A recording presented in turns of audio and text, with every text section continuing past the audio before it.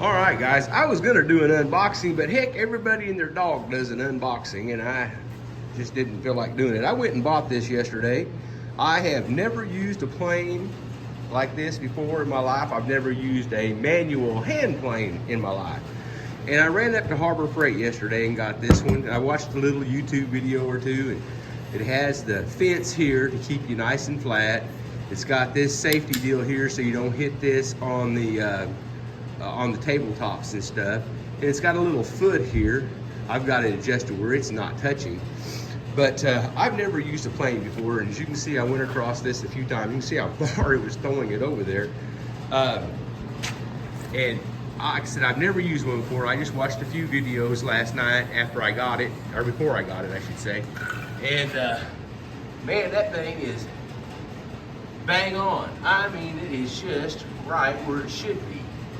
I've been talking to you guys about this slab over here, and I was going to put me a leaf on it where it would fold up like this. But for me to put the legs and the skirting and stuff on it the way I want to, I need to make it about 8 inches wider, which would put it about 28 inches. So I think what I'm gonna do is rip a piece of this down and use it. And that's why I thought I would get me a plane, a little handheld plane like that to make. I got this pretty straight, but if you throw that square on there, it's got some little weaves and wobbles in it. And I thought, well, before I mess with this one, I'm gonna learn how to use it on this one. And it's really pretty simple. I didn't check the end out here because I think I got some snipe on this end. Well, maybe not. But dude, that just looks pretty good. I don't see any daylight coming underneath that at all. Like I said, this is the first time I've ever used one of those.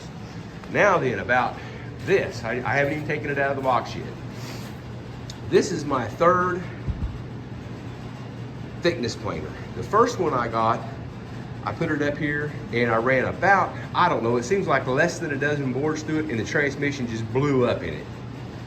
And that was about a year and 2 months ago, because the warranty, I bought the extended 1 year extended warranty, and the warranty runs out next month. I took it back, man, no problem. I was in and out of there in 15 minutes or less. I used the other one to do all the wood for the inside of my cedar, the cedar on the inside of my cabin. You guys can see me doing that. Well, last weekend I was out here, and the knob there that you crank it up and down with, I went to move it and I cranked it all the way down. I built this new bench to put it on.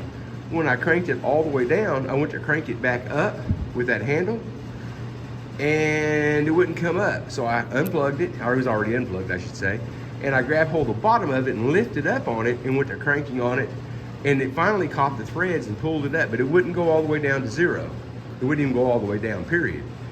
And you had to, like I said, physically grab hold of it and lift the head up and crank it to get it to catch.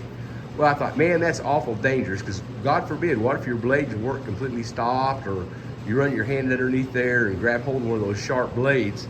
And so I called them and verified that I was still under warranty. I didn't know if I was or not. And I went and got this yesterday.